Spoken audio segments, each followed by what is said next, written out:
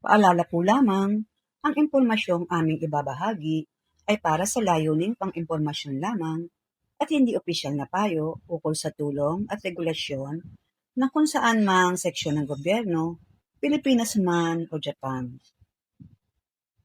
Narito ang kumpletong gabay sa TESDA Courses 2026. Paano mag-apply sa Pilipinas at paano ito makakatulong sa pag-a-abroad? Isa sa pinag-uusapang oportunidad ngayong 2026 ay ang pagkuha ng TESDA courses.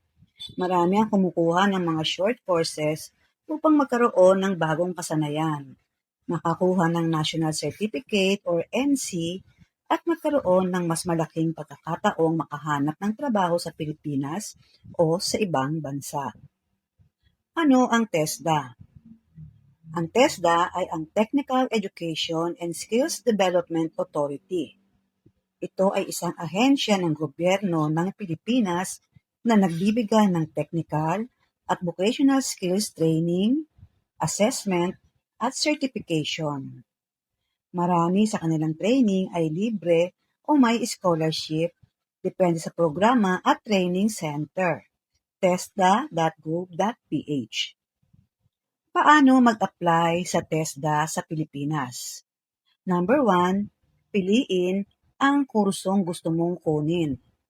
Halimbawa, Caregiving NC2, Caregiver, Welding NC2, Shielded Metal Arc Welding, SMAW, Electrical Installation and Maintenance, Plumbing, Automotive Servicing, Cookery, Bread and Pastry Production, Housekeeping, Bartending, Barista, Dressmaking, Hairdressing, Massage Therapy, Bookkeeping, Computer System Servicing, Visual Graphic Design, Driving NC2, at Refrigeration and Air Conditioning.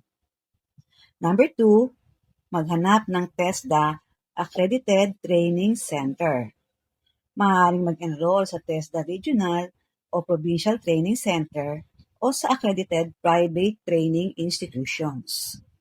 Number 3, ihanda ang mga requirements. Karaniwang requirements ang valid ID, ang PSA birth certificate, 1x1 o 2x2 picture, educational records depende sa kurso, at iba pang requirements depende sa training center. Number 4, mag-enroll at tapusin ang training. May mga kursong tumatagal lamang ng ilang linggo, habang ang iba ay umaabot ng ilang buwan depende sa qualifications. Number 5, magpa-assessment. Kapag natapos ang training, sasailalim ka sa competency assessment. Kapag pumasa, bibigyan ka ng National Certificate or NC.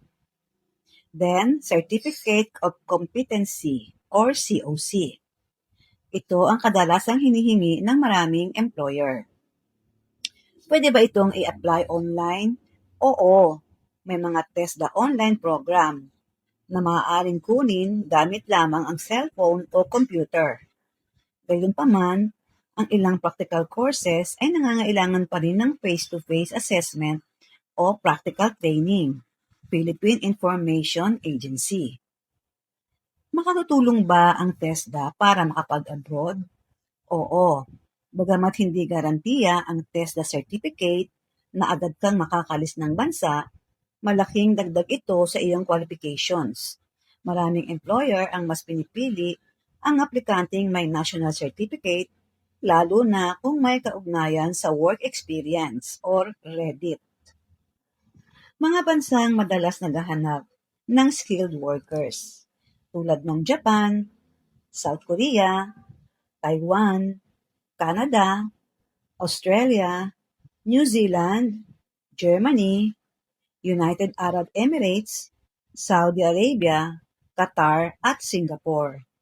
Tandaan na bawat bansa ay may kanya-kanyang requirements gaya ng work experience, language proficiency, lisensya o karagdagang certifications.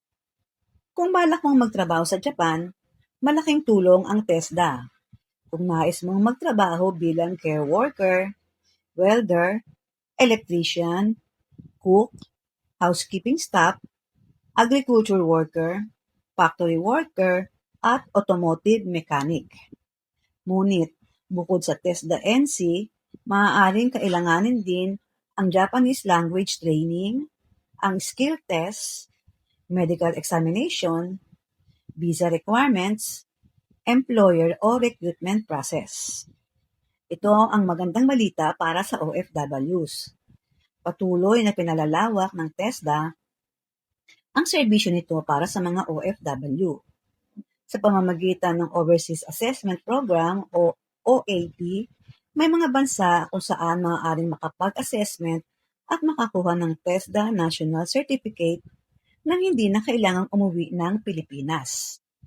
Nakikipag-ugnayan din ng TESDA sa OWA upang palawakin ang skills training, assessment, scholarship, reintegration programs para sa OFWs at kanilang mga pamilya. Mahalaga ring tandaan, ang TESDA certificate ay hindi otomatikong nagbibigay ng trabaho. Maraming employer ang naghahanap din ng actual work experience. Mag-apply lamang sa mga lisensyadong recruitment agencies kung balak magtrabaho sa ibang bansa. Siguraduhin legal ang proseso ng pag-abroad at huwag magbayad sa mga illegal recruiter. Sa konklusyon, ang TESDA ay isa sa pinakamagandang paraan upang makapag-upskill, makakakuha ng national certificate, at mapalawak ang oportunidad sa trabaho sa Pilipinas at abroad. Sa panahon ngayon, habang patuloy ang pangangailangan sa skilled workers sa iba't ibang bansa, ang pagkakaroon ng tamang kasanayan, sertipikasyon at karanasan ay malaking hakbang tungo sa mas magandang kinabukasan. Disclaimer lamang po, ang impormasyong ito ay para sa pangkalahatang gabay lamang at maaaring magbago depende sa pinakabagong patakaran ng TESDA at DMW at ng bansang nais pagtrabahuhan.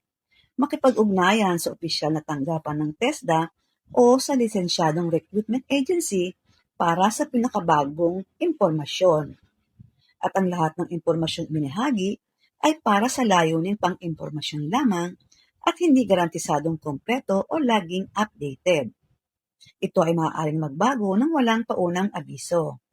Ang creator ay hindi mananagot sa anumang direkta o hindi direktang epekto na maaaring magmula sa paggamit o interpretasyon ng impormasyong ito. Sa pangwakas, umaasa po kami na nakatulong ang impormasyong ito bilang gabay.